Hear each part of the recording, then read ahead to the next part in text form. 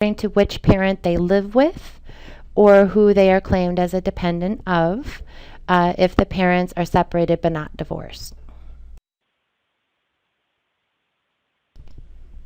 Sue, no, the EFC is an estimated calculation of what the FAFSA would give. If a student completes a FAFSA, they'll be given an estimated amount that maybe they would receive $5,000 in financial aid.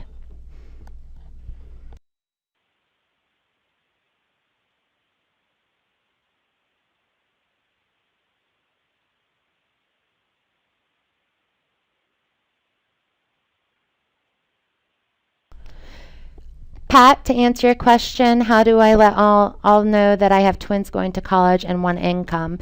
You have to fill out a FAFSA per student. So you would need to do 2 separate FAFSAs. Elisa, then they would need to have the father complete the FAFSA. It needs to coordinate with the taxes according to the IRS website.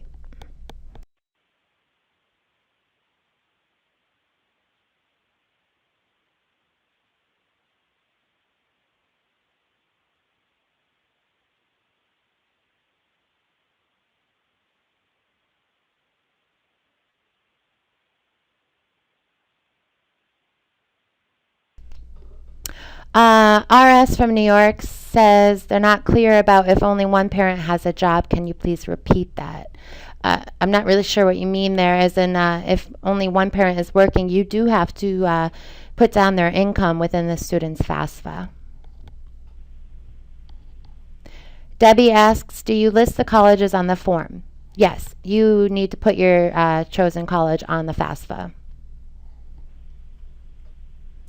Pat asks, what is the least amount that has been awarded? Well, I've seen $1,000 on my end to be the least amount. But again, we also provide scholarships and grant opportunities to our students to maximize the actual amount of financial aid that they do receive.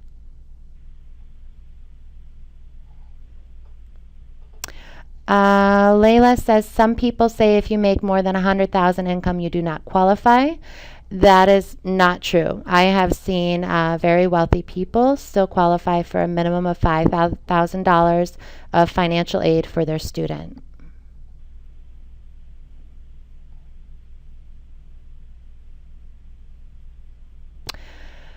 RS, when you complete your FAFSA, you should know which college you're going to go to at that point.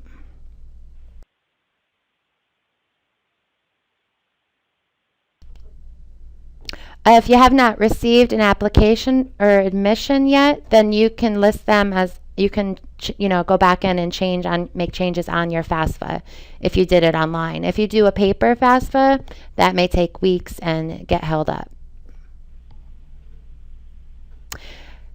Cynthia, we offer a scholarship and grant financial aid program here at ACCI.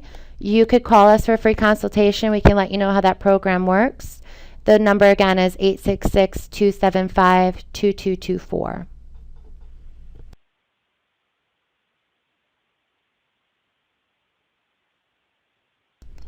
No, Lisa, you only can submit one FAFSA.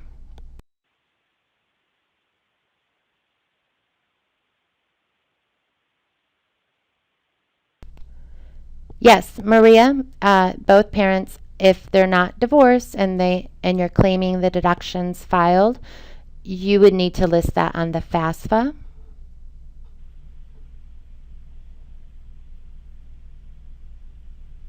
Linda, you would put your college of choice into the FAFSA form. As I said, you can always go back and make changes to your FAFSA as long as you have your personal FAFSA PIN number.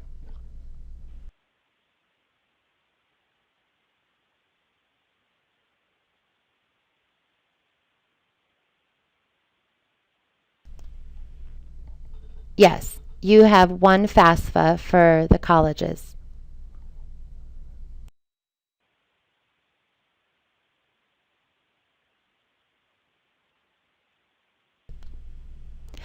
Yes, Pat. ACCI has many different programs in our comprehensive college counseling, we have financial aid, we help them choose majors, we do essay application reviews, SAT, ACT preparation, career and aptitude analysis. We really help with every aspect of the college-bound process.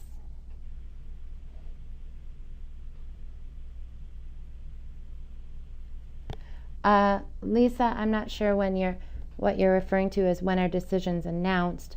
When you complete your FAFSA, you'll be given an estimated amount, and then you'll receive your SAR in the mail declaring what the student will receive.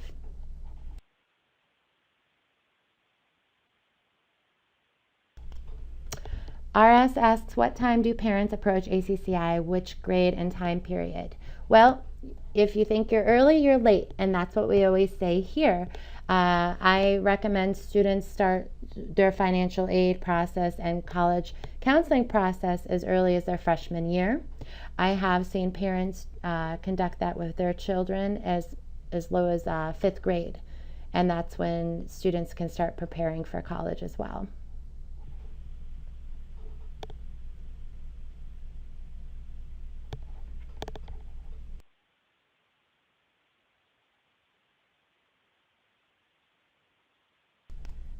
Lisa, it takes a couple weeks for you to receive the SAR in the mail.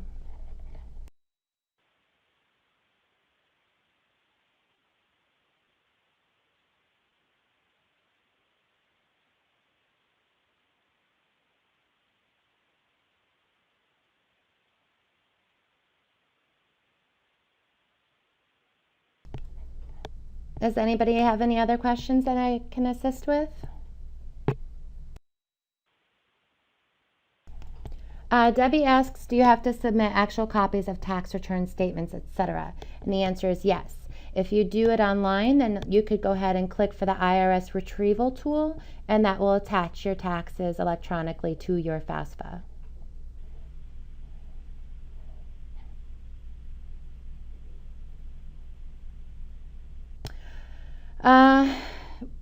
I see a question here. What is the single biggest mistake the applicants trip over causing problems? Do you mean on their FAFSA, when completing their FAFSA?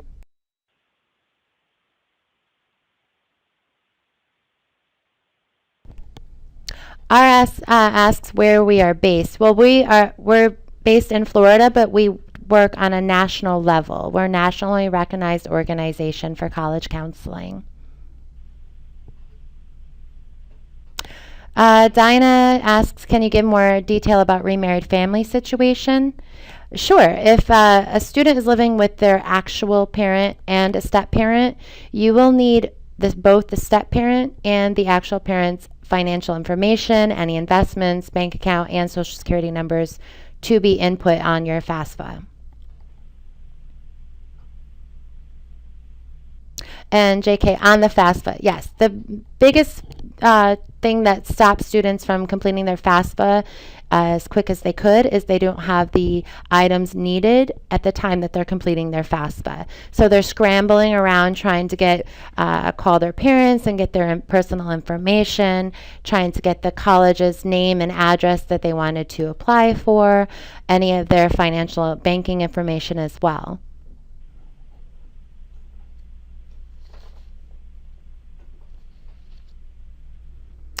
Sam asks, what is needed for a FAFSA?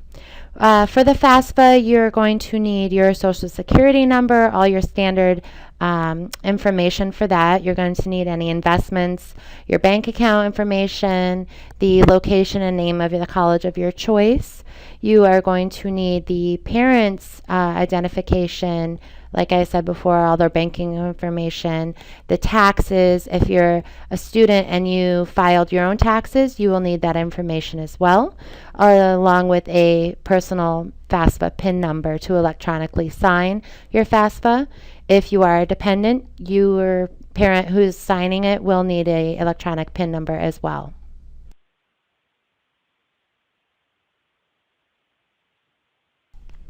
Mona asks if you have a time limit to complete the FAFSA. You can always save your FAFSA and go back in to add more information or make changes to it.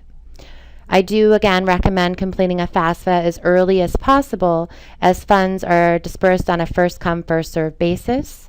To maximize your amounts, you should file by January 1st.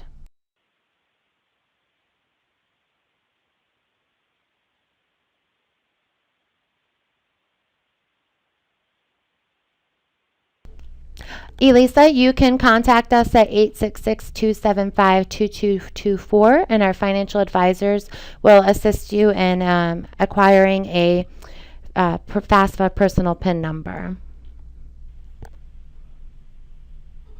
Shira asks, is it secure to put all this private information such as social security number online? Yes, the FAFSA is a government website. You need to be sure that you're going to the actual governmental website and not somebody who's going to charge you for completing your FAFSA or get your information, and that would be a big mistake.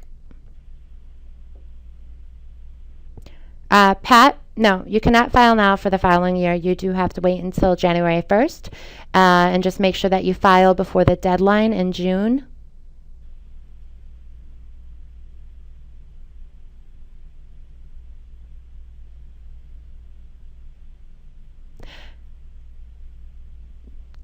Mona asks, can I estimate my tax return and later, after my tax return, can I post the exact tax return amount? Yes, or like I said, if you do your FAFSA online, you can just go ahead and click on the little tab that it offers you to access the IRS retrieval tool, which will automatically input your tax information once you do file it.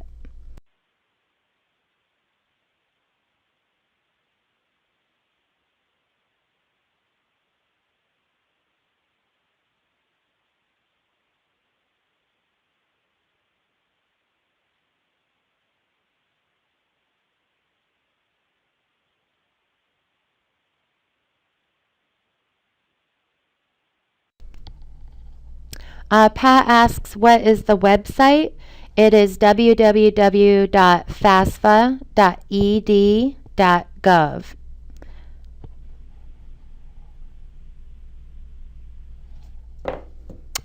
Let me go back in to see what that question was you're all asking about here.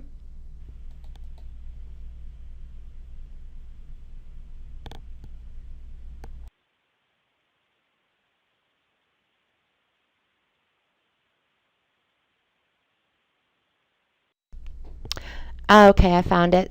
Sue asks, since credit card debt is not taken into account, we are thinking of paying off our debts and cars with our savings at the end of the year. Will taking money out of our savings at the end of the year be an issue? No, you only have to show your amounts in your bank account.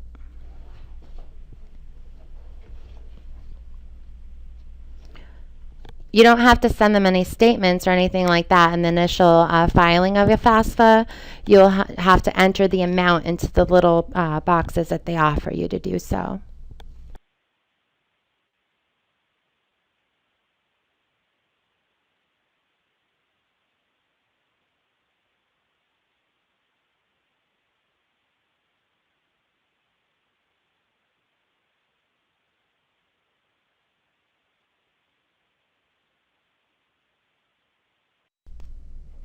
Lisa, yes, debt is included. It just, you have to mark that on a different part of the FAFSA.